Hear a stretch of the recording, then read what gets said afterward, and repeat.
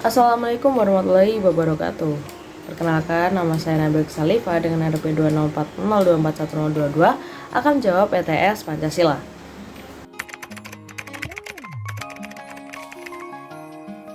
Perkembangan e-sport mencerminkan kemajuan iptek yang membawa dampak positif sekaligus tantangan moral. Kemajuan ini harusnya diarahkan agar sesuai dengan nilai-nilai yang ada di Pancasila, yaitu nilai moral, spiritual, kemanusiaan, dan tanggung jawab sosial. Berdasarkan sila pertama, ketuhanan yang Maha Esa, teknologi dan game seharusnya tidak menjauhkan manusia dari nilai moral dan spiritual.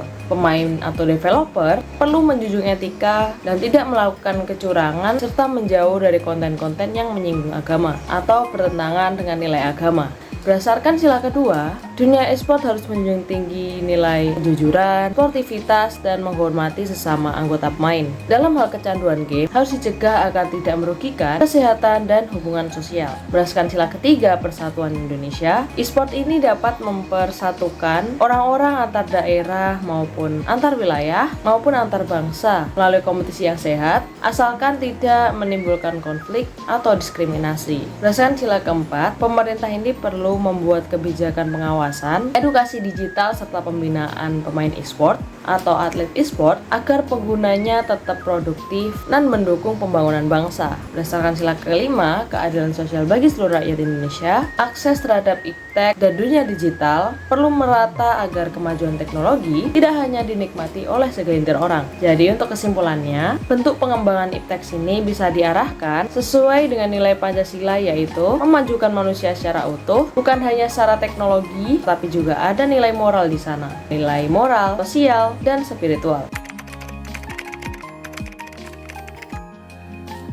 Dalam situasi pembelajaran daring, akan muncul tantangan etika seperti kecurangan akademik. Sebagai siswa, ini adalah solusi yang dapat diterapkan berdasarkan nilai-nilai Pancasila. Yang pertama, menanamkan kejujuran tanggung jawab. Ini relevan dengan nilai Pancasila sila ke-1 dan kedua, di mana dari siswanya sendiri itu perlu menyadari bahwa mencontek itu sama dengan mengingkari nilai kemanusiaan dan kejujuran di hadapan Tuhan. Lalu yang kedua, membangun kesadaran diri yang relevan dengan nilai sila keempat, yaitu berdiskusi dan saling mengingatkan antar siswa bahwa hasil belajar sejati itu adalah dari usaha sendiri. Yang ketiga, mendorong evaluasi sistem pembelajaran yang relevan dengan sila kelima, di mana guru dari sekolah dapat membuat sistem ujian berbasis project, portofolio atau open book agar menilai pemahaman bukan hafalan.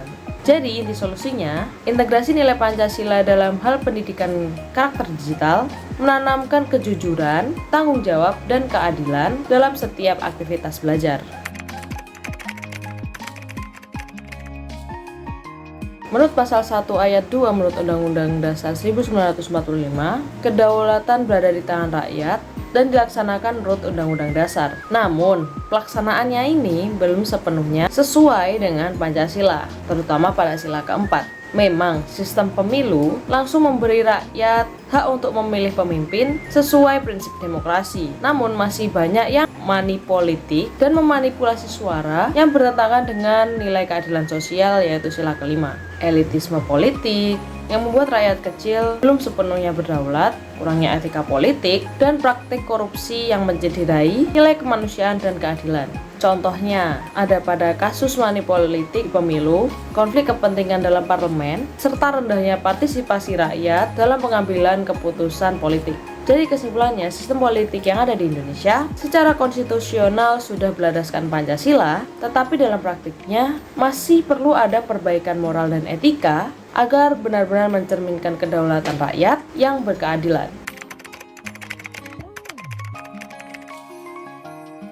Terorisme ini merupakan ideologi dan tindakan yang bertentangan langsung dengan nilai-nilai Pancasila, terutama pada sila pertama, kedua, ketiga, dan kelima. Berdasarkan sila pertama, menolak keberagaman tafsir agama dan memaksakan kehendak dengan kekerasan, di mana Pancasila menjunjung kebebasan yang damai. Berdasarkan sila kedua, menghilangkan nyawa orang lain secara kejam jelas melanggar nilai kemanusiaan yang adil dan beradab. Di mana berdasarkan sila ketiga itu menimbulkan ketakutan, perpecahan dan mengancam persatuan nasional. Berdasarkan sila kelima, terorisme itu merusak keadilan sosial karena menciptakan ketimpangan dan diskriminasi. Jadi kesimpulannya, terorisme mengancam keutuhan bangsa karena menyerang fondasi dari nilai-nilai Pancasila itu sendiri, di mana nilai kemanusiaan, persatuan, dan toleransi. Terorisme berusaha mengganti ideologi negara dengan kekerasan ideologis yang anti kemanusiaan.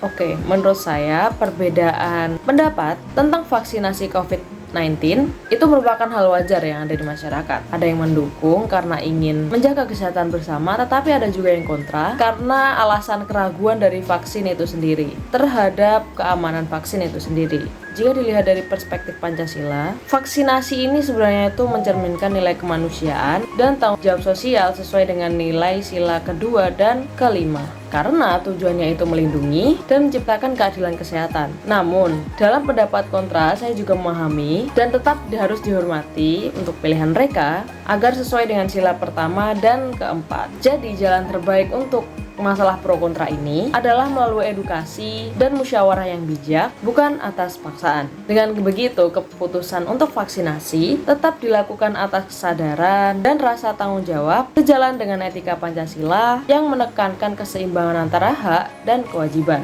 Sekian jawaban dari saya. Apabila ada salah kata, mohon maaf. Wassalamualaikum warahmatullahi wabarakatuh.